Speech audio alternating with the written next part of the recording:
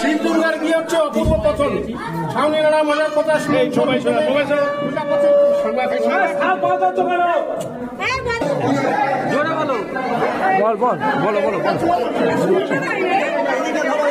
সবাই চুপ কর না বুলিয়ে বলো